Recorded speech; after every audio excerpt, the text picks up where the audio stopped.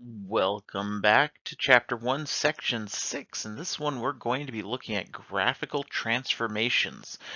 Now, you might be thinking, transformations. I think we did that once or twice or 13 times in Algebra 2. And if you're thinking that, you are correct. So we're going to quickly review the transformations, but we're also going to see a couple other ones that are kind of fun. So stay tuned for those. Our learning targets. We're going to describe transformations of basic graphs.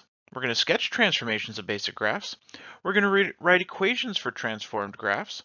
We're going to graph absolute value compositions. Oh, there's some of the new stuff. Throwing absolute value into there? What's that going to do? And then transform functions by stretching or shrinking. This new text that we're using doesn't call it a compression, it calls it a shrink. So we stretch or we shrink it. Same thing, different word. So our transformations, we have three big transformations that we've learned about. We have translations, stretches and compressions, and reflections. Translations is where we're moving the object. Stretches and compressions is where we're stretching or compressing it, and reflections is where we reflect it. The stretches and compressions are called non-rigid because they actually change the shape of the graph. The translations and reflections are called rigid transformations because they don't change the shape at all, they just change where it is.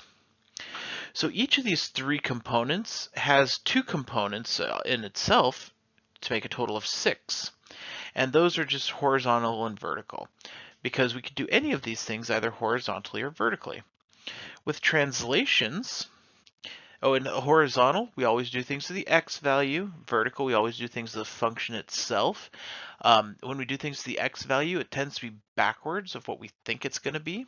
For instance, in translations, a horizontal translation of h units is going to be f of x minus h. So there's a minus there in the formula, so we have to remember to change the sign. Because translations we get by adding and subtracting. And so vertical ones, it would just be f of x plus k.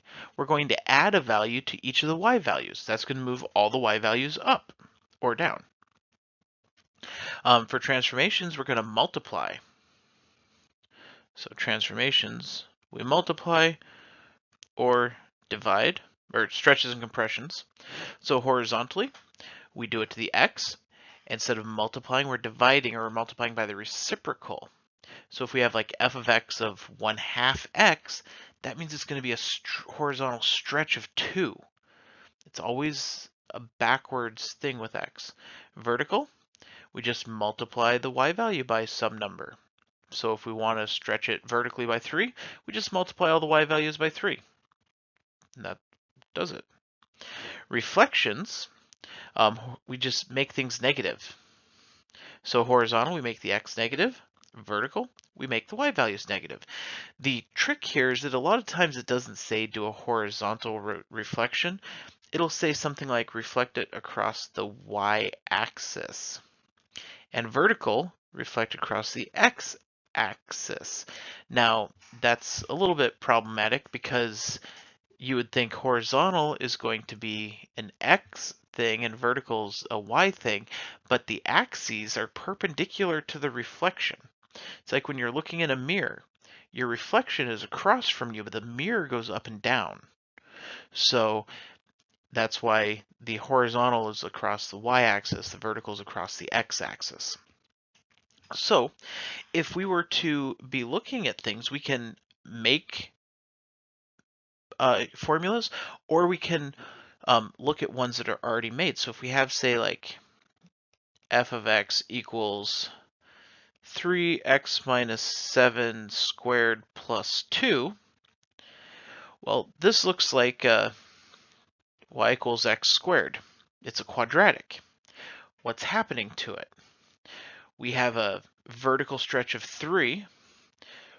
We move it to the right 7 and up 2. So if we were to graph it, we would start at 7, 2 is going to be the the vertex, and then each of our y values would go up 3. So with a parabola, to graph, we go over 1 up 1, over 1 up 3, over 1 up 5. Well, now we'd go over 1 up 3, over 1 up 9, over 1 up 15, and then same thing with backwards to graph a much steeper parabola. Now, I didn't label my axes or anything. I was just estimating that. We could have a square root. We could have, say, f of x equals the square root of 3x minus 7. And that minus 7 is on the outside of the square root. So the minus 7 is going to be a vertical translation down 7. And that 3 is going to be a horizontal stretch of 1/3. So it'd be a horizontal compression, or a shrink of 1/3. So if we wanted to graph this, we'd start out down 7, and then we're still going to have that the square root function, except it's just going to be compressed by 1/3, so it's going to be a little bit steeper than it would normally be.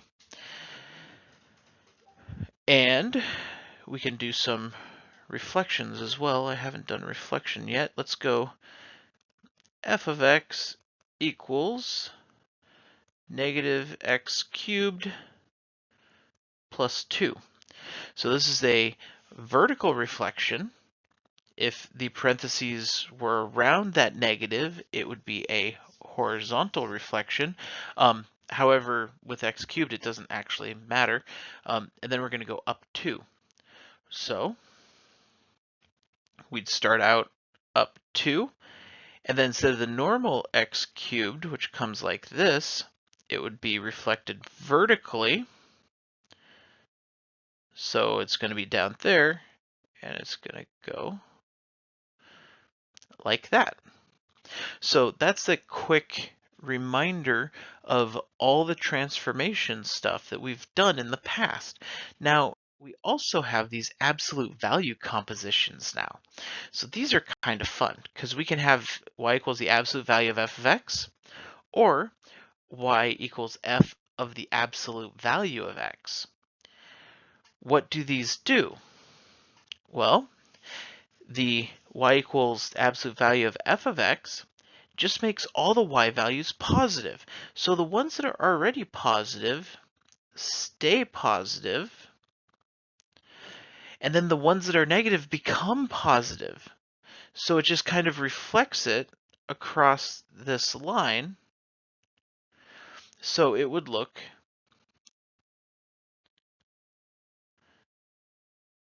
kind of like that, but with way better drawing skills. The other one, the y equals f of the absolute value of x. Again, when x is positive, nothing's changing. But then when x becomes negative, we're going to have the positive value. So it's like we took this positive part and we're going to reflect it to make it an even function.